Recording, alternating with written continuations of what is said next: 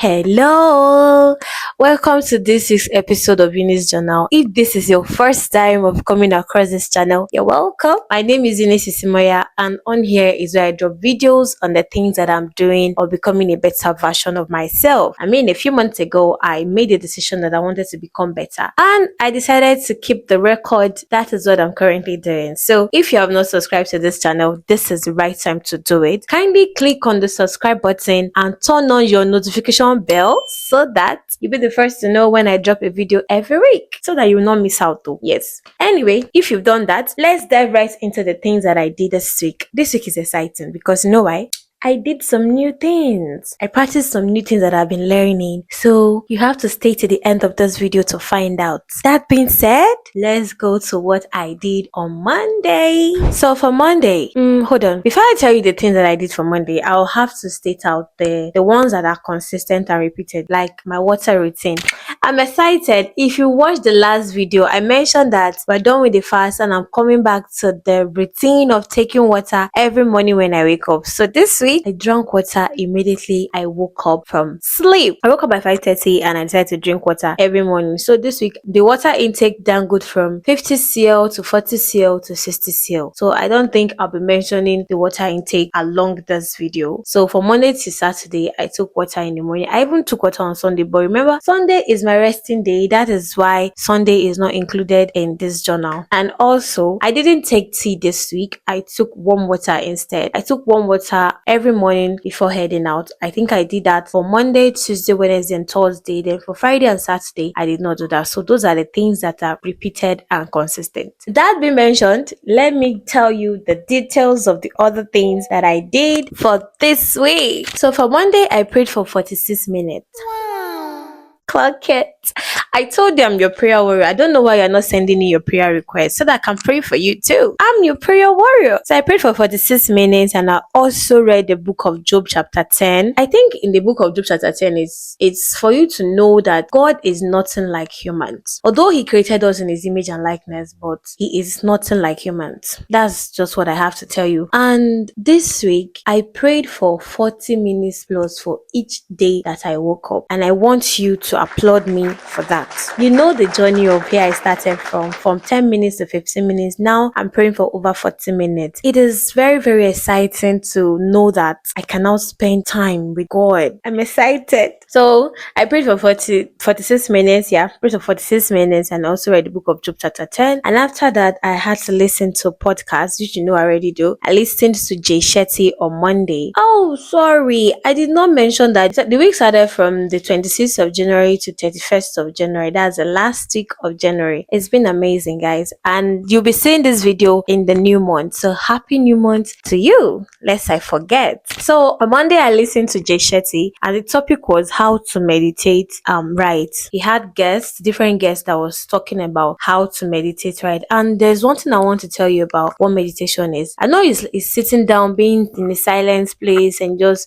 visioning and envisioning. Yeah, that's what meditation is. But in his video, he mentioned in particular that meditation means to become familiar with your old self and your new self. That when you think about the place you're coming from and the place you are currently, like you marry those two together, that is what meditation is. If you don't understand, you have to go listen to the podcast yourself. You know, I will tell you to go listen to it. One of the guests he had mentioned that there is no wrong way or right way to meditate. That is what they said. But what matters is the desire and consistency. You don't just meditate today and the next time you're meditating is 3 months later. You're not going to manifest the things that you want to manifest like that. So you have to be consistent with your meditation and other stuff. You know, I'm not going to give you all the tea that he dropped in this video. I'm not going to give you all of them. You still have to go listen to it yourself. But after listening to this podcast, I now added meditation to my routine properly. Although I didn't add it the day I listened to it, I added it towards the end of the week. Okay, but I'll tell you how it felt like when I started the meditation and what it is. Before I forget, there's somebody that one of the guests that he had said that the way he used to meditate is after journaling, then he goes ahead to meditate. Which is something like I already journal. Apart from video journals, I journal write. I write, or I either write on my notes or I type on my notes tab. So after journaling, you then meditate. Let me just give you the tea there. When you do that, it helps you relieve the things that you're going through. Like, it's as if you're dropping your burdens on a paper. That is what I can figure out from meditating. And also, after listening to the podcast for that day, I said thank you to my friend. She gave me food. On this journey of becoming a better version of myself, saying thank you is one of the basic skills of becoming elegant. Let's go to what I did on Tuesday. I prayed for 42 minutes on Tuesday. I already said the amount of water that I took, and also, so I'll be skipping that. So I prayed for 42 minutes on Tuesday, and all I can say about the prayer routine is that it feels easier. Before now, when I'm praying, towards the end of my prayer, I either feel exhausted or I feel sleepy. But for this one, it felt easier. It was even when I was done that I realized that I have prayed for over 40 minutes. That's why I said I'm becoming a prayer warrior. Send your prayer request now so that I'll add it to my praying routines. Then after praying, I listened to podcasts. I also listened to Jeshetti on Tuesday. Jeshetti is one of my favorite persons to listen to. So I listened to Jeshetti on Tuesday, and the topic of what I listened to is myth of manifestation. You know, when you're saying you're manifesting financial breakthrough, you're manifesting peace, you're manifesting favor and all of that. It's good for you to manifest, but there are myths behind it. The first thing he said in his podcast was that manifestation is not magic, and vague vision do not come to manifestation. Your goals have to be very clear, and also it is not something that you'll be wishing and waiting for it. You're not wishing to have money. I'm not saying that maybe somebody cannot just call you and be like, oh, I was led to give you this, I was led to give you that. No, I'm not saying it does not happen, but most times you know that it is not all the time. Like, it is even rare for someone to be like, hey, I was led to give you this, and the money they give to you is not enough to bring you out from your financial crisis. It is never enough. So if you're wishing and waiting, sorry, that is not manifestation according to what Jeshetti said. And I'm reading from my podcast Jotter. He said manifestation is the alignment between what you think and what you say and what you do. Start from the head, then over to the things that you say, that's the proclamations. Then after that, it's what you now do, that's the actions you now take. After envisioning it, you move to what you say, what you proclaim with your mouth. Then after that, it's now your actions that matters more. The other thing that he said was positive thoughts alone do not attract success. I know it's good to think positive, but as you're thinking positive, be adding the actions to it so that it will be balanced. You have to balance the equation. And also writing it down. Although I always say write down the things that you want to do, write down the things you want to achieve. After writing it down, you have to take action. Let me just give you the summary. There's a difference between I wrote it down, I think positive towards it, I proclaimed good things to it, and I took action. There's a difference between that person that did this thing that I just mentioned and the person that did not write it down, did not think about it, did not proclaim anything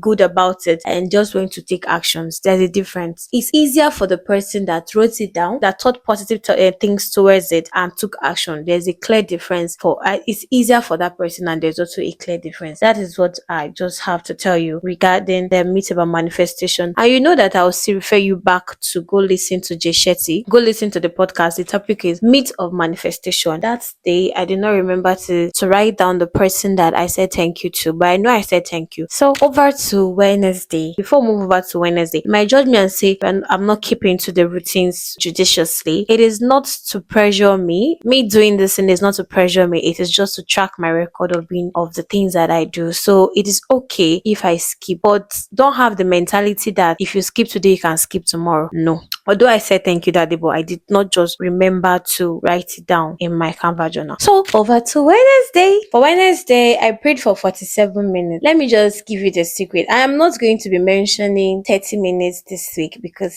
I prayed for over 40 minutes in all the times that I prayed for this week. I prayed for 47 minutes on Wednesday, and I also studied the book of Job chapter 11. Holy Spirit help me. The friend of Job that is called Zophar really pissed me off in this particular chapter. It pissed me off because I didn't like the way he was speaking to Job. Is that kind of friend that you have that maybe you did something and they called that your friend to come and attest if your friend actually did this thing or if your friend did not do it. Instead of you to just say that, oh, you don't know, but no, you not say that. You now start blaming your friend that, oh, you have done this thing. That is why you have been punished and blah blah blah. No, I didn't like the way he was talking to Job. Honest, I felt really pain. I felt really pain when I was listening, when I was reading that chapter of the Bible. Anyway, that being said, I listened to Winnie's podcast that day. Although this particular podcast that I listened to, although I've listened to it before, so that's to say it is okay for you to go back to the things that you have listened before. If you feel like you're already forgetting what you learned, just go back to it. I've listened to this podcast before, but I had to revisit it again because it is something that must happen. It is the actions that I must take on becoming a better version of myself, and that is how to build the right network of people. That's the title of the podcast,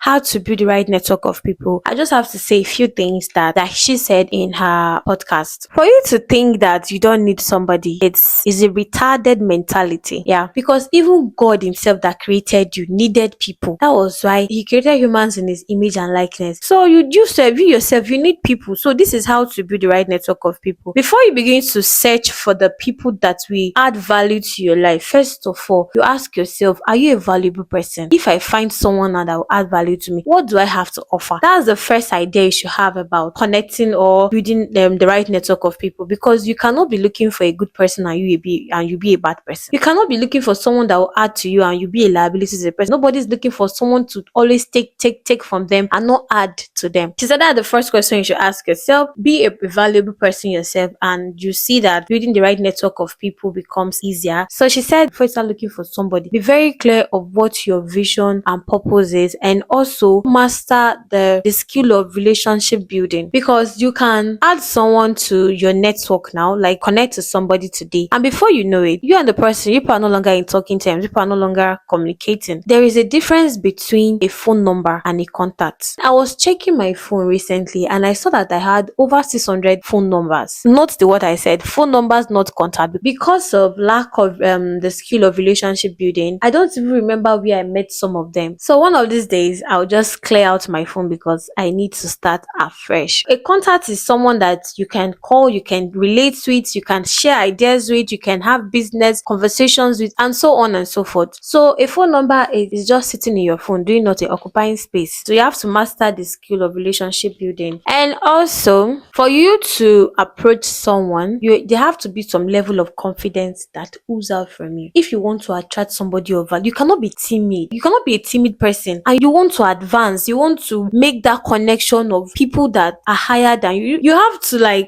have a level of confidence in you as a person, and you also have to have self-control, also have to be able to dress well. Sorry, this is not for the guys now. As a lady, you cannot expect that you want to meet with an elegant woman that her head is A1 in business, the morals and the skills and the standard, everything is A1, and you are dressing half naked. To connect with who? You enter an event of people, of women that are at high power societal women. They are well dressed and well covered. You enter with all your bust open. Please, who do you want to connect with? You have to learn how to dress elegantly if you want to be in that position where you can approach women of high standard value. And also, you have to lead with value. That's the last thing I'm going to say. You have to lead with value. It is not all the time that you'll be telling people about your problem. Yourself, come up with something that you can offer. That's what she said. You cannot be going to people all the time and be telling them, oh, that is how I have lost it, that is how I have done that. Everybody has problems.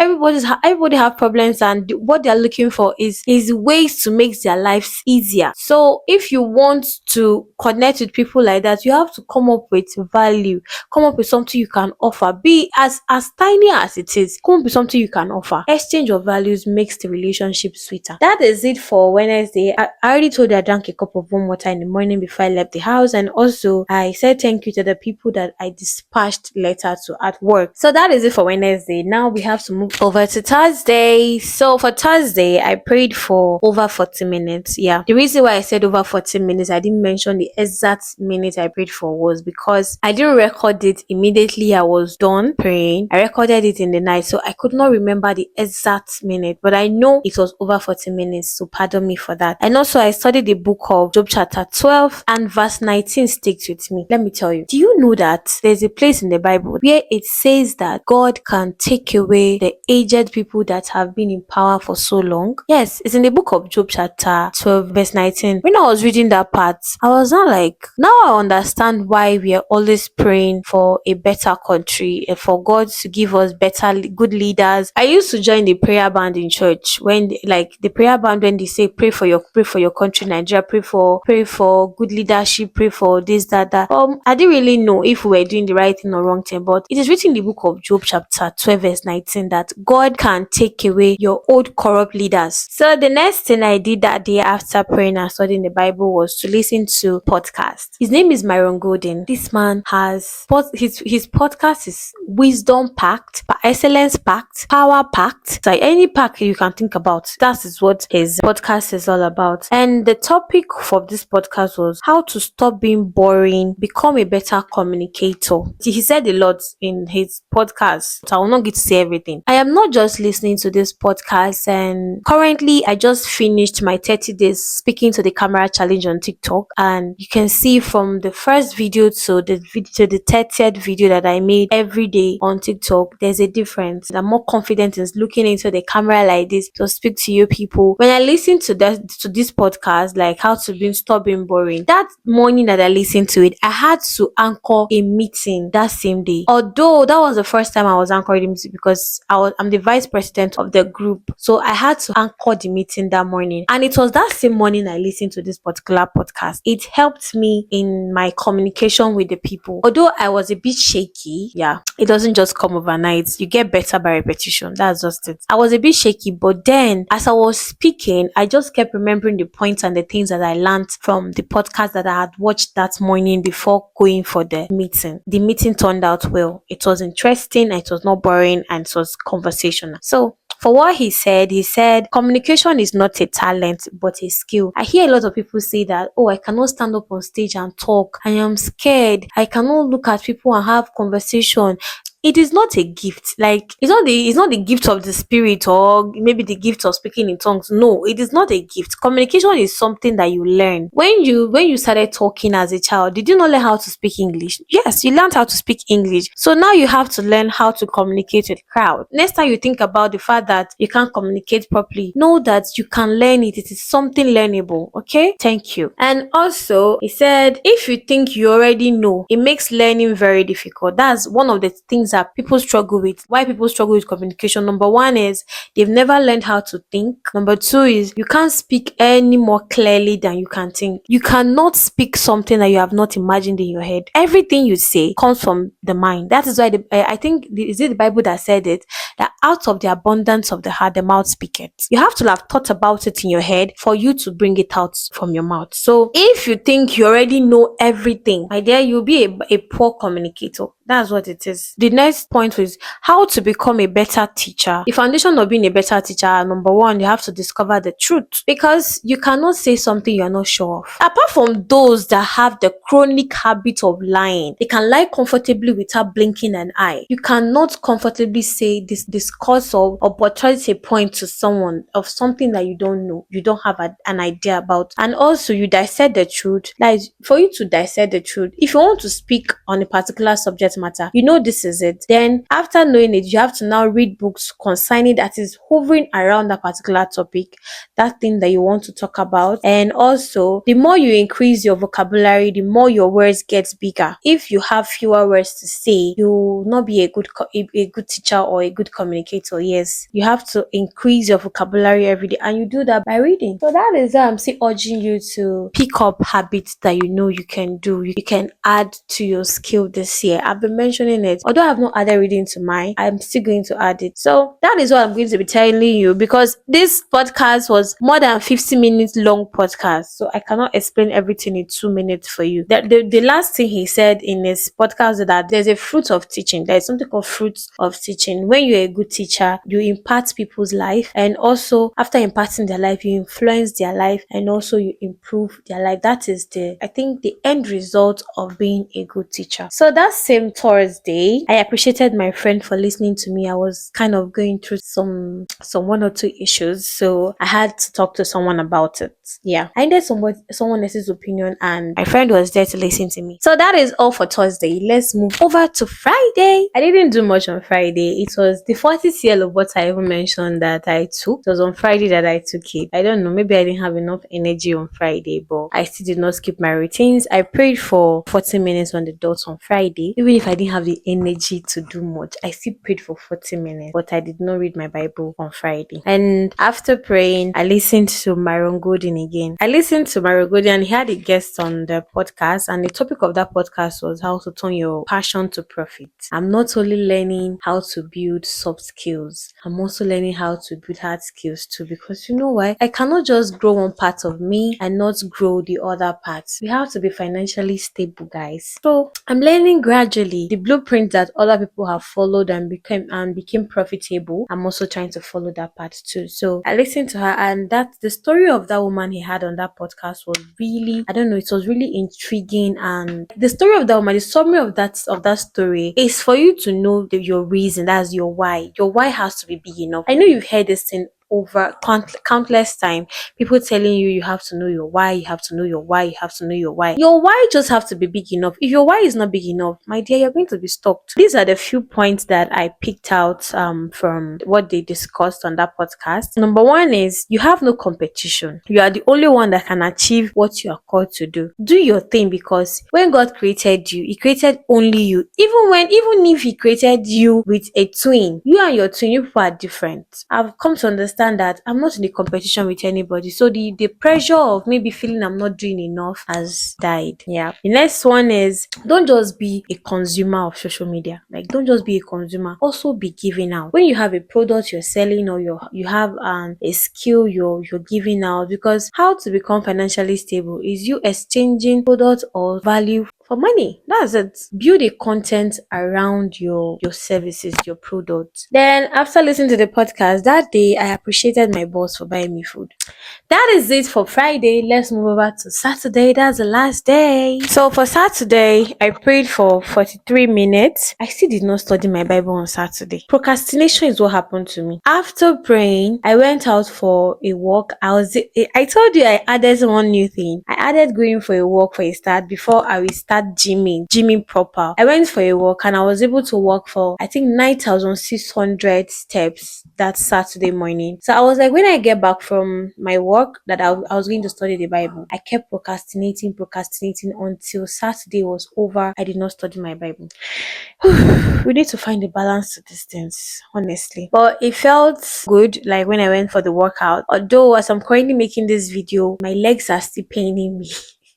I think these are things that happen to you when you just start something new. I'm not going to give up just because my leg is paining me. So that same Saturday, I listened to somebody else, not Gishetti, not Winnie, not Myron Golden, but her name is Jasmine. And the topic of podcast was detachment. You see, the reason why you're not able to move on from your past relationship is because you have not detached yet. You are still very much attached to that person. So attached to it that it's draining you out. So you have to learn there is something called detachment. According to what she said, true detachment means that no matter what happens, you will be okay. That's for you. You will know that no matter what happens, if anything goes wrong, you will be okay. For example, you have a business and you need to meet up with a deadline. So because you need to meet up with a deadline does not mean you should hang yourself. Maybe even if they are mounting pressure on you, does not mean you should also mount pressure on yourself. Just know that at the end of the day, these things are going to be sorted out. Okay? And not using it to affect the people around you. That's another method of detachment. Another one is detaching from your past. If your past